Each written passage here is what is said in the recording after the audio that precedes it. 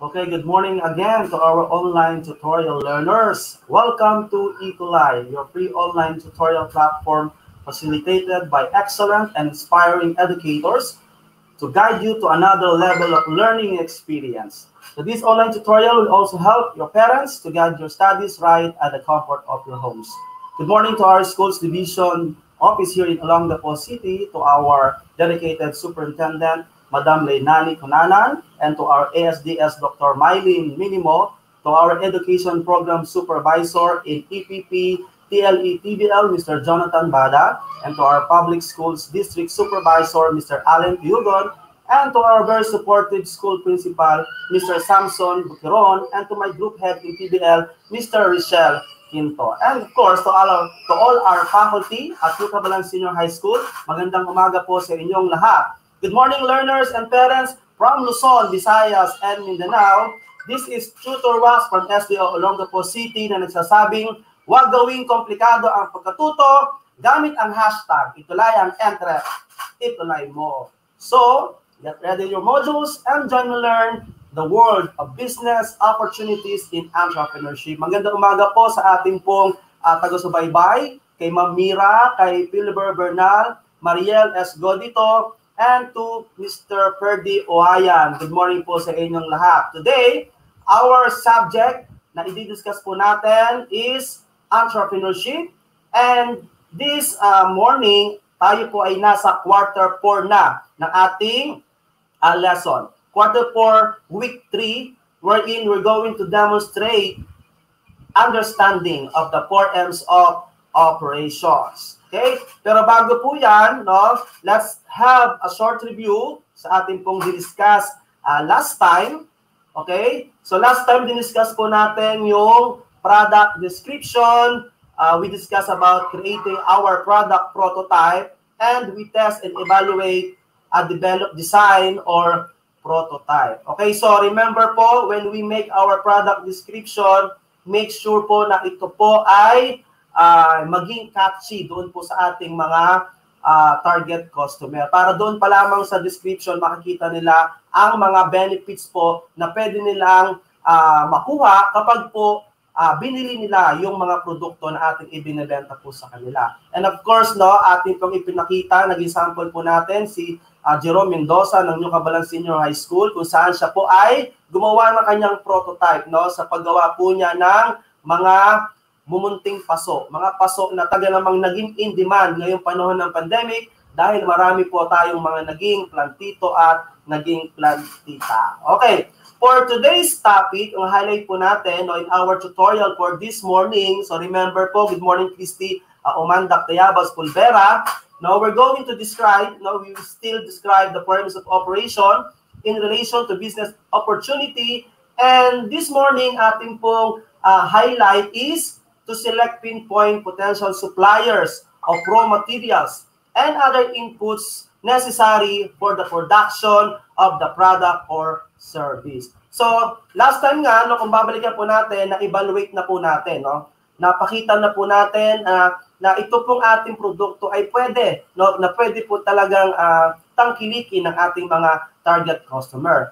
At dahil nga po dyan, syempre dahil nakitaan po natin ang potensyal ng ating mga produkto, kinakailangan po natin ng supplier, no, para mabuo po natin ang ating mga produkto o ang ating mga serbisyo. Okay? So Ami Salcedo, good morning po from Lanton Elementary School.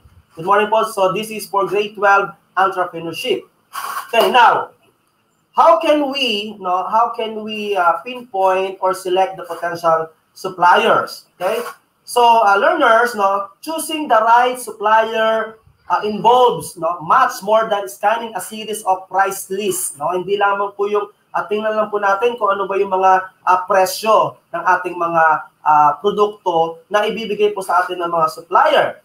Your choice will depend on a wide range of factors such as value for money, quality, reliability, and service. So, how you weigh up the importance of these different factors will be based on your business priorities and strategy. So, a strategic approach to choose your suppliers can also help you understand how your own potential customers weigh up their purchasing decisions. Okay, and with the following, step by step, guidelines, you can follow that should help you make the right choices. Ito yung mga dapat nating gawing step, para makakuha tayo ng tamang choice ng ating po mga supplier. So this will help us to decide what you need in a supplier. We are going to identify potential suppliers and choose your supplier. So isa-isahin po natin, sa ating pong screen. Nakita po natin, we are going to first, okay, thinking strategically when selecting suppliers. So, paano po ba natin gagawin to? The most effective suppliers are those who offer products or services that match or exceed the needs of your business. So tandaan po natin na yung mga suppliers po na ating pong hahanapin should offer the product or service na nagmamatch doon sa need ng ating mga produkto or yung mag-i-exceed pa sa need, na kinakailangan po ng ating business. So when you are looking for suppliers, so remember this, it's best to be sure of your business needs and what you want to achieve by buying, rather than simply paying for what suppliers want to sell. Okay, for you. For example, if you want to cut down the time it takes you to serve your customers, supplier that offer you faster delivery will rate higher than those that compete on price alone. Okay, so sa nakita po nating example, kung kinakailangan po natin na i-cut down pa yung time, mas mapaiksi po natin, kinakailangan na ang ating pong supplier ay mabilis sa pag-deliver, para yung ating pong quota, yung ating pong mga target, sa pag-produce ng ating mga produkto o serbisyo ay talagang ma-meet po natin. Okay? So remember po yan. So, kinakailangan na marami kang supplier. So it involves the number game. Okay? Ano-ano ba yung mga benepisyo na kapag marami po tayong mga supplier? So una-una, it will be easier to control your suppliers, kapag marami. Siyempre may magpipilian ka. Pangalawa, your business will become more important to them, dahil nga marami kang supplier, okay? At kung sino man sa kanila ang talagang nakakapagbigay sa atin ng serbisyo na mabilis, siyempre nagiging importante ito para sa kanila. And you may be able to make deals that give you an extra competitive advantage. So ito pang si supplier 1 is better ba kay supplier 2? Kung pipiliin mo si supplier 3, okay, magiging maganda ba ang kalalabasan ng inyong produkto na gagawin? Okay, mas marami po ba kayong magagawang produkto from that supplier? Okay? So, example, if you got a rush job for an important customer, na meron kang isang kliyente o customer na rush ang order sa iyo, your supplier will be more likely to go the extra mile if you spend 1,000 a month than if you spend 250. Okay? So, however, it's important to have a choice of sources. Importante na mamili ka sa mga sources po natin. Buying from only one supplier can be dangerous. Kasi kapag isa lang ang supplier po natin, mamaya, yung napili mo supplier, hindi ka naman pala kayang suportahan doon sa imimit mong requirement, imimit mo na production, so magkakaroon ka ng problema. So tama sinabi ni Mira, maraming mapagpipilian na supplier at match sa hinahanap mo para sa iyong future product.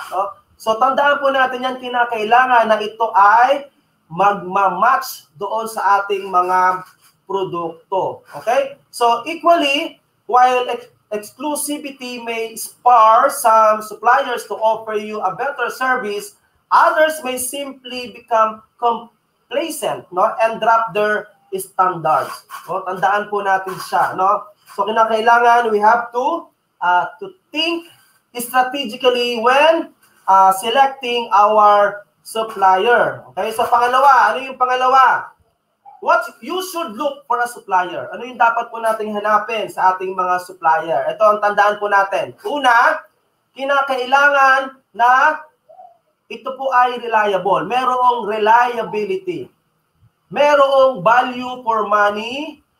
Merong financial security. Merong quality. Merong strong service and clear communication. And merong partnership approach. Okay? So isa-isahin po natin siya. Reliability, no? Remember na if they let you down, no, kapag napabayaan tayo, no, ng ating mga supplier, you may let your customer down. O, tandaan po natin yun. Siyempre, dahil hindi tayo nasuplayan ng ating mga supplier, yung ating mga customer ay nag-expect sa atin. At hindi na po tayo magiging reliable, no, doon po sa ibinebenta nating produkto. So, importante po yan. Pangalawa is quality, no? The quality of your supplier needs to be consistent, no? Kinakailangan consistent yung i-deliver sa atin ng ating mga supplier, yung quality niya. Okay? Kasi kapag nagbago sila ng quality at iyan na po ang nagawa mo sa iyong production, siyempre, no, maghahanap po ang ating mga customer, no? Baka yan ang maging dahilan na hindi na po tayo bilhan ng ating mga customer. Pangatlo, yung tinatawag na value for money. Okay? The lowest price is not always the best value for money. So if you want reliability and quality, no, from your suppliers, you'll have to decide how much you're willing to pay for your suppliers and the balance you want to strike between cost, between reliability, quality, and the service, no? So, kinakailangan na yung produkto, no, yung ating mga raw materials mula sa ating mga suppliers ay mayroong value for money. So, ikaw, no, bilang businessman, no, na siyang gumagawa ng mga produkto mo, kinakailangan na willing ka na magbayad sa iyong supplier. Okay? Kasi nga, no, siyempre kung bibilin mo nga ito ng mura, pangit naman yung quality, no, hindi naman reliable, no, hindi naman maganda ang service. So, what will happen? Maaapektuhan ang iyong mga produkto. Okay? Pangatlo, strong service and clear communication. So, importante po ito, no? Strong service and clear communication. You need your suppliers to deliver on time. Kung ano yung oras na pinag-usapan ninyo, araw na pinag-usapan ninyo, kinakailangan yung mapipili mong supplier, no, ay on time na magdi-deliver ng iyong mga materials. Okay? And honest, no, to give you plenty of warning if they can't, no, kinakailangan na makitaan mo yung supplier mo na, sir, ma'am, hindi ko po kayang i-produce, i-supply ang mga materials na kailangan mo. Okay? So, kinakailangan na mayroong honesty, no, doon sa inyong communication, no. Wag sana ilihim ng supplier mo na hindi ka kayang supplyan ng mga materials na kinakailangan mo kasi maaapektuhan ang iyong production. Okay? So kinakailangan you have the strong service and clear communication. So importante po 'yan, no. Tandaan niyo po 'yan, ha. Huwag niyo pong kalilimutan 'yan. Okay. Now, ano pa? So, ano pa? Financial security. Okay? It's always worth making sure your supplier has sufficiently strong cash flow to deliver what you want. No, baka mamaya ang makuha mong supplier, no, wala naman pala, hindi pala secured ang kanilang finances. Okay? Hindi pala nila kayang i-provide sa iyo yung mga materials na kailangan mo kasi low budget sila. Okay? So, maaapektuhan po ang ating production ng ating mga produkto. Okay? At kinakailangan din, no, you should look for a supplier na mayroong partnership approach, no? A strong relationship that will benefit the both parties, no? You want your suppliers to acknowledge how important your business to them. So they make every effort to provide the best service possible. Yes, totoo yun, no, Mira? Financially stable din dapat si supplier. Kasi kinakailangan, no? Kung for example, bulk ang mga materials na kailangan mo, sa supplier natin, kinakailangan na mai-provide yung mga orders mo. E paano kung hindi naman sila financially stable? So magkakaroon ng problema ang inyo pong production. Okay, tandaan niyo po natin yan, no? Ano pa? Identify potential suppliers. No? Yun po yung pangatlo. We're going to identify the potential suppliers. So how can you do that? You can find suppliers through a variety of channels. It's best to build a short list of possible suppliers through a combination of sources to give you a broader base to choose from. Okay? Kinakailangan meron kang listahan, no? Listahan ng mga supplier mo. Hindi isa-isa lang, no? Kailangan marami, no? So kinakailangan maghanap ka para yung ating production kung sakasakali, kung magka-problema sa supplier 1 o supplier A, si supplier B, si supplier C ay pwedeng mag-supply sa'yo para hindi ma-delay ang production ng ating mga produkto. Okay, so paano po natin siya gagawin? Paano natin i-identify? So kinakailangan natin na magkaroon ng mga recommendation, baka mayroon kayong mga kakilala na pwedeng mag-recommend ng mga suppliers na talagang kayang mag-supply ng inyong mga requirements sa inyong pagpo-produce. Kinakailangan na meron kang directories, may mga directories ka. Actually, meron tayong mga yellow pages, yung mga may telepono ng PLDT, nagpo-provide sila ng mga directory, So nandoon sa yellow pages makikita mo, maghanap ka doon ng mga supplier na compatible o match doon sa mga produkto na iyong ipo-produce. Okay, meron tayong mga directories. O ano pa?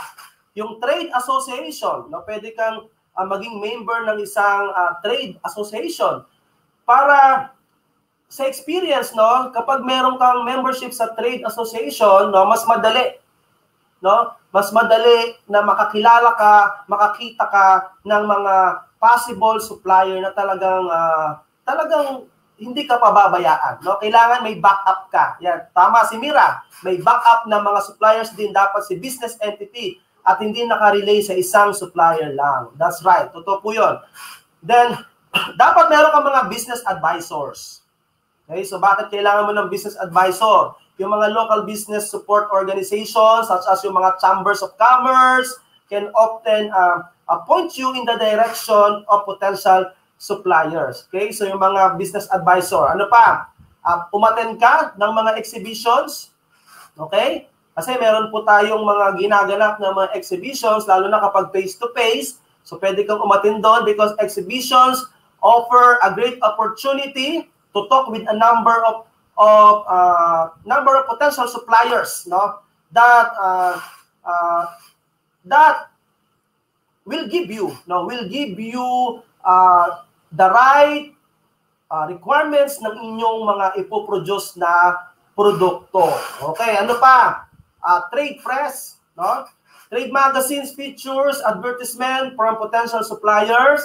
So, bumili ka ng mga magazine na nagpi-features ng iba-ibang mga suppliers so that you can contact the Strategic Information Center for a list of specialist trade magazine. Pwede kang kumontak sa SIC, okay, yung tinatawag na Strategic Information Center para bigyan ka ng mga specialist trade magazine. So, yan po yung kinakailangan po natin. Okay, good morning po, Sir Jester and Ma'am Jessica. Okay, so today is Business Friday. So, magnegosyo po tayo at kinakailangan natin sa pagnenegosyo ang ating mga supplier. Okay, now, paano po natin gagawin ang pag-shortlist ng ating mga suppliers? Okay, drawing up a short list of our suppliers. Okay, so how can we do that? Once you've got a clear idea of what you need to buy and and you identified some potential suppliers, you can build a short list of sources that meet your needs. So when considering the firms on your short list, ask yourself the following questions. Ano pwede nating isipin ng mga tanong, no, para masagot ang ating mga supplier. Una, can these suppliers deliver what you want when you want it? Okay, isipin mo, itong supplier ba na ito ay makapag-deliver sa akin ng aking mga kailangan at yung mga gusto ko? Okay? Are they financially secure? Okay, nabanggit na natin kanina yan. Are they financially secure? How long have they been established? No? So, kung matagal na siya, so ibig sabihin, maganda ang record niya sa business, no, sa pagsusupplies. Do you know anyone who has used and can recommend them? No, baka may kakilala ka na pwedeng mag-recommend sa'yo, ng magsusupply sa'yo ng mga materials mo? Are they on any approved supplier list from trade association or government? So, syempre, kapag supplier ka, meron kang mga membership na sinasalihan, like yung mga trade association na talaga namang ini-endorse din ng ating gobyerno, no, para tumulong sa ating mga ngalakan, no, sa ating mga businessman. Okay? So what else? Choosing a supplier. Choosing a supplier. Pipiliin natin ating mga supplier. Okay? Once you have a manageable shortlist, you can approach the potential suppliers and ask for a written quotation. Ayan na, hihingi ka na ng quotation. And if appropriate a sample, it's best to provide them with a clear brief summarizing, no, what you require, how frequently you require it, and what level of business you hope to place. Okay, sa paanong pamamaraan po natin gagawin yan? Get a quotation. Okay? So, at least 3 na quotation para magkaroon ka ng matching, no? Ma-match mo sino yung mura, okay? Mura, pero with quality, okay? Baka naman sobrang mahal yan, kaya mo ba yung bilhin? Kasi sabi nga kanina, are you willing to pay, no, for that amount, no, sa mga materials na kailangan mo? Okay? Check that the supplier employee is the one that will be doing the work. Okay? So tandaan po natin yan. And then you compare potential suppliers, and then you negotiate terms and conditions. Okay? So yan po yung mga dapat po nating gawin, no, sa ating pong mga potential suppliers. Okay? Makikipag-negotiate ka sa mga terms at sa mga condition na kung sakali na hindi nila ma-produce, ma-supply sa iyo ang mga kailangan mo, ano yung mga dapat po ninyong gagawin. Okay? So yan po yun. So what else? So getting the right supplier. Ito na yung panghuli, no? Na step, no? Getting the right supplier for your business. So paano po natin siya aalamin, no? So getting the right supplier for your business need, no? Kailangan know your needs. Alamin mo yung kailangan mo. Then you spend time on research. Mag-research ka, no? Mga grade 12, mga mahuhusay na yan sa pag-research. Okay? So mag-research kayo na mag-research. Then you ask around. Okay? Magtanong-tanong ka. Sino kaya dito yung mahusay, magaling na supplier na hindi nang bibitin ng trabaho? Okay? Credit check, potential supplier. Okay? Baka mamaya supplier mo, hindi ka naman kayang suportahan. Okay? So you have to check, no, if they are potentially the right supplier, no, na talagang susuporta na matugunan yung lahat ng mga requirements mo. Then agree on service levels before you start. Okay? Then don't buy from too many suppliers naman, no? Don't buy too many suppliers. And then, but don't have just a single supplier. No, yung sinabi kanina ni Mira, na kinakailangan meron ka ring mga backup na supplier. Okay? So, getting the right supplier for your business, okay, make sure you know what you need. Don't be tempted by sales pitches that don't match your requirements, no? Understand the difference to your business between a strategic supplier who provides goods or services that are essential to your business, such as high-value raw materials, and non-strategic suppliers who provide low-value supplies, such as office stationery, Okay? You will need to spend much more time selecting and managing the former group than the latter. Okay? So tandaan po natin siya. Okay? So if you have questions, no, you may write it sa ating mga comment. Okay, good morning po sa ating mga bagong dating ng mga viewers. So we are studying entrepreneurship. No, ang topic po natin today is selecting and pinpoint the potential suppliers. So dyan po sa inyong mga lugar, I believe naman na marami po kayong mga suppliers dyan. Aalamin nyo lang po kung sino.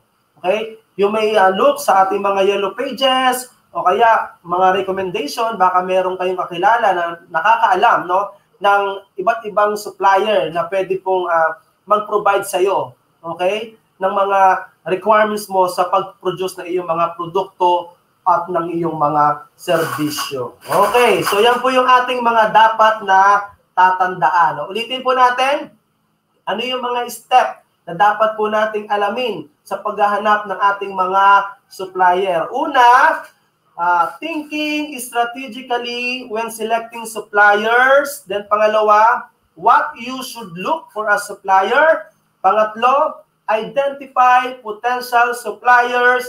Pang-apat, drawing up a short list of suppliers. Panglima, choosing a supplier. At pang-anim, getting the right supplier for your business. Okay, now, sa ating pong activity, no, sa inyo pong school, no, sa ating pong mga grade 12, kung pahanapin po kayo ng listahan, no, ng mga supplier po natin, ito po yung possible na sample na magagawa po natin. So una, alamin po muna natin ang ating mga needs, no, ano yung ating kailangan sa pagpo-produce ng ating mga produkto. Okay? At syempre, kung maghahanap din kayo ng mga supplier, kinakailangan na lahat ba ng materials na kailangan mo ay nandoon sa supplier na yon. So sa nakikita po natin, no, suppliers checklist. So ano pong gagawin po ninyo sa inyong activity? Maglilista po kayo ng iba't ibang mga supplier, no, na nasa palibot ng inyong area. Okay, for example, no, ililista po natin supplier's name. Okay, ano po yung supplier po natin diyan? Virgo, Sonchen, Ravens Colors. Kasi ang hinahanap po natin ditong materials ay silk screen ink. For example, ang inyo pong business ay silk screen printing. Okay, so ano po ba yung mga major materials na kailangan po dyan? Yung ink o yung pintura na ginagamit sa pag-print ng ating pong mga damit. For example, garments, poster, at kung ano-ano pa. Okay? So, ililista po natin kung saan yung location, if possible, yung kanilang exact address. Okay? Alamin natin yung exact address para mapuntahan po ninyo kapag face-to-face. At kung hindi naman, baka meron po sa internet, no? Meron silang website, puntahan po niyo yun para makita po ninyo yung location po nila. Okay? So, sa ating example, sa Virgo, taga-Cainta Rizal. Sa Sonchen, taga Caloocan City, Ravens Color, taga Pasig City. And then of course, importante na kunin din po ninyo ang kanilang contact number. Para kung sakasakali, baka nagde-deliver sila, okay, tawagan nyo lang at i-deliver sa inyo pong area, sa inyo pong location. So kailangan kunin nyo ang kanilang contact number. And then, doon po sa inyong supplier's checklist, no, kung silk screen ink yan, okay? Since nakahanap ka ng tatlong supplier, magkano ang presyo? For example, sa Virgo, ang presyo ay 230. Sa Sonchen, ang presyo ay 200 pesos. Sa Ravens Color ay 190. So, sino ang pipiliin mo sa mga supplier na yan?